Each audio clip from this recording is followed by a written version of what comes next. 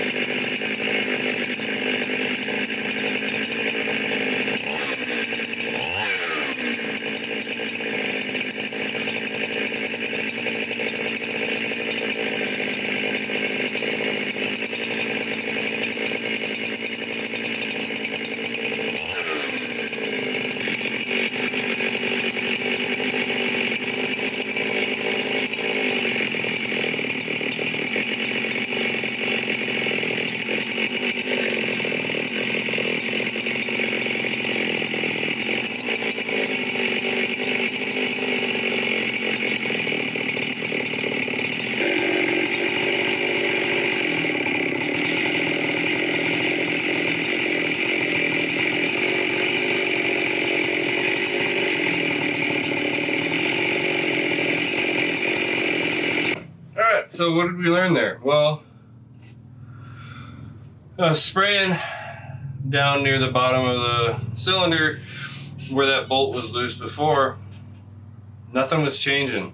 It wasn't idling up, it wasn't idling down, it just wasn't changing at all. And I thought, well, that's weird. It's got to have something going on.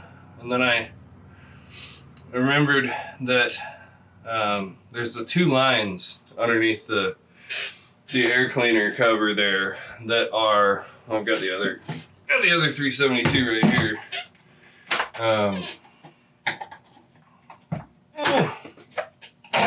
It's your fuel line to your carb, right? Which on this example is this little yellow guy here. And then the impulse line. And the impulse line is basically, it's just an air line that operates the diaphragm in your carburetor. That's the simplest way to put it.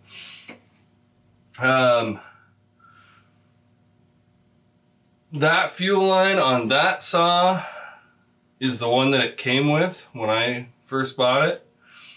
And I believe the impulse line is as well. Now, just from a cursory inspection on the outside, I can see a little bit of damage on the impulse line, but it's up high enough past the nipple, so it shouldn't be affecting anything. But I believe I have a replacement for that here, so might as well throw it in. The fuel line, I'd love to find another one of these good.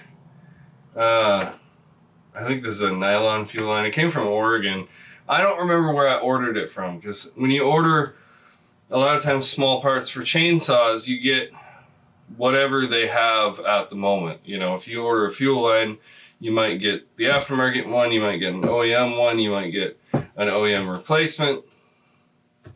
So I don't remember where I ordered that one from, and I'd really like to get a roll of that good yellow Oregon line, because it just seems like it stays soft longer and it's just a better overall line. But I think I have something maybe that I can use for fuel line. We'll see. Regardless, what we're gonna do is we're gonna take the whole top cover off of that saw. Again, this is the other saw that we're not dealing with right now. I'm just letting that one cool down outside because I did run it for a bit. We'll take the top cover off of that saw, and we will dig around in our parts here, see if I can find one or both of those lines. I'm like 90% sure that I have an impulse line. I'm about 20% sure that I have another fuel line. So we'll just see what we've got and go from there. All right. I did want to kind of make some social commentary. If you hear a beep, my phone is sitting right underneath the camera tripod right now, and my sister's been messaging me. Strangely enough, she wants some sawdust for some sort of crafty project. She's always doing crafty stuff, so we're gonna see if we can help her out with that tonight. Maybe I'll put that in a video too. Maybe it might even be this one. Who knows? And this is a strange. It's a strange scratch, man. That's a better one. Ugh. That scrunch has a super fat screwdriver on it and a little itty bitty tiny wrench side. I don't know what that was from. I got quite a few random scrunches laying around, but it's probably, I'll bet that's from like a really old cheap saw. I don't know though. Anyway, I'm gonna pop this top cover off and see what we're working with here. Okay, so there's a couple of things that I see right off the top of the bat that make me wonder. First of all, this fuel line, where it comes through, is if you're not familiar, 372s and a lot of other saws, particularly the Husqvarnas, the fuel tank is down here, and there's a line that goes, it's pressure fit through a hole in the top of the fuel tank, and then comes through this little bottom cover. Now that I said that, it makes me realize that that theory doesn't work. Yeah, okay, so I'm thinking, man, I'm really thinking it's this impulse line. That would make the most sense to me.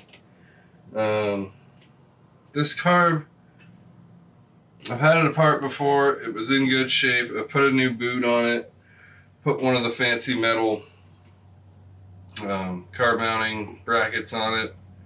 That should be fine. I can see a couple of places on the impulse line where it's got damage and even a hole.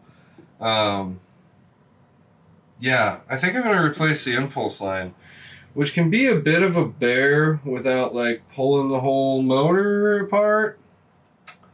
I'm going to see if I can get it done. Because I did find, where did I put it? I found another impulse line right here. Okay? Yeah. So I think that's what we're going to try and do, is just replace the impulse line, and then we'll take it back outside and see if we can duplicate. Oh, see, that's okay. I'm going to get the camera in here because I did something smart on these saws. Okay, this little hole right here. Yeah, this impulse line comes out of the bottom of the block and then goes through that hole and then hooks up to the carb right here. These are solid from the factory.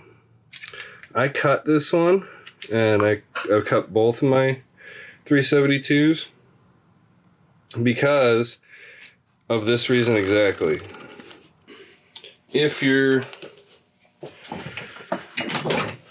trying to replace one of those impulse lines, or even remove the carb without removing the whole engine, it is way freaking easier to deal with that impulse line if you have that little slot in there, and it doesn't seem to really affect anything. You can just pop off one end, slide it up, it works great. So that's your pro tip of the day. Yeah, I'm not 100% sure, but as you can see, doing it this way, this is an easy enough part to change, so I might as well change it anyway and go out and test it again and see what happens. Okay, I don't know. Let's take it back outside and test it, find out. I don't know. Might be it, might be not. We might not know until the next time that I go to really run this saw. So, yeah. But hopefully, that's the deal. That would be a nice win. There's a couple other things I need to do to this saw, but I'm not going to bother with them unless I can get it running at least halfway decent, right? So, yeah, we'll go back outside and test it.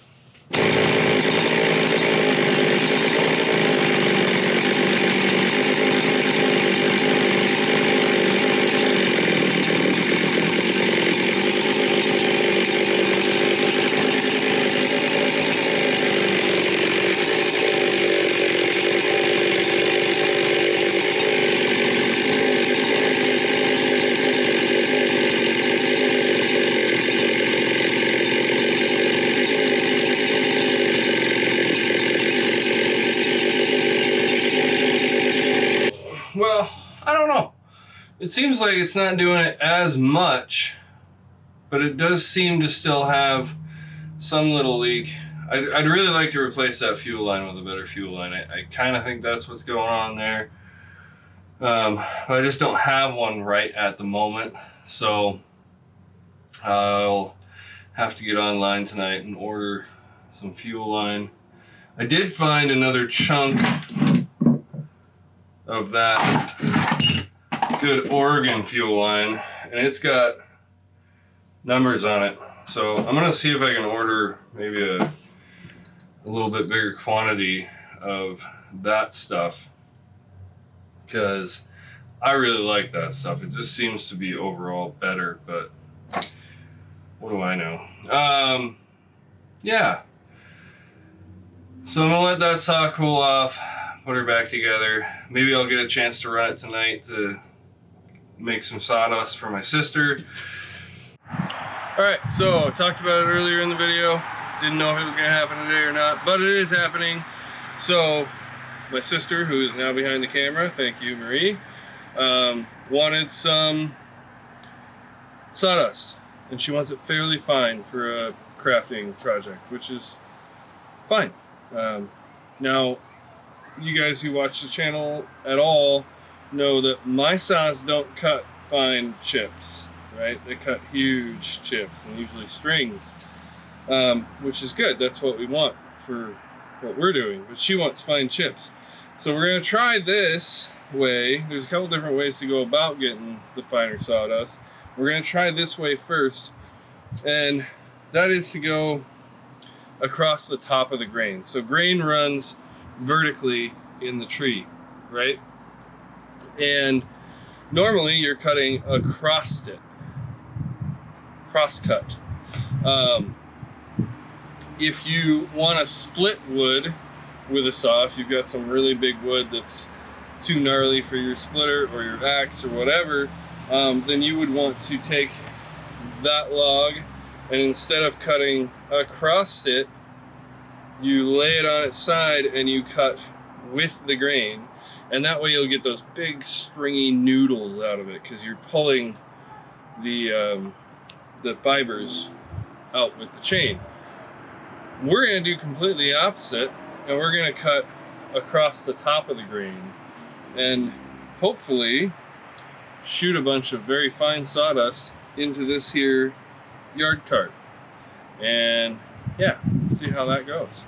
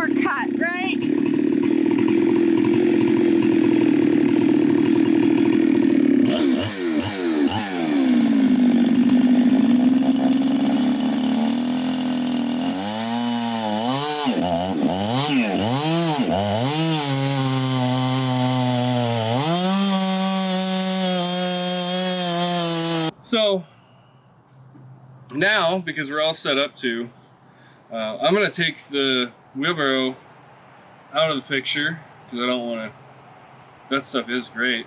I don't want to mess that up. But I'll show you what I mean when I say noodling or pulling fiber, because that's a lot better way to split wood than what we just did.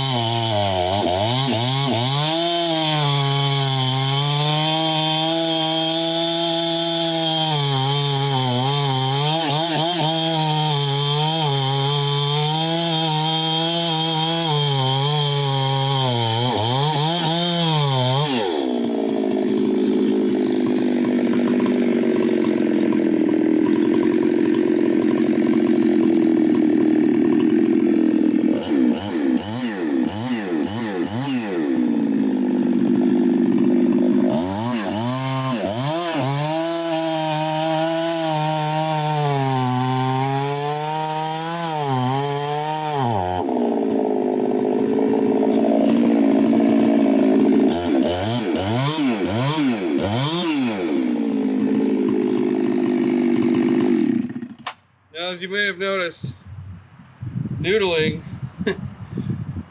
can clog up your bar and your clutch and everything. So if you saw while I was doing those cuts, I kept kind of pulling off and revving the saw just so that it could clear some of that obstruction. But obviously, I mean, the chain is hard to move now. I'll have to go back and clean out my bar, which isn't a big deal. But that's some noodles. That's noodling. Thanks for stopping by, guys. We'll have another video out in a couple days, I'm sure. Later.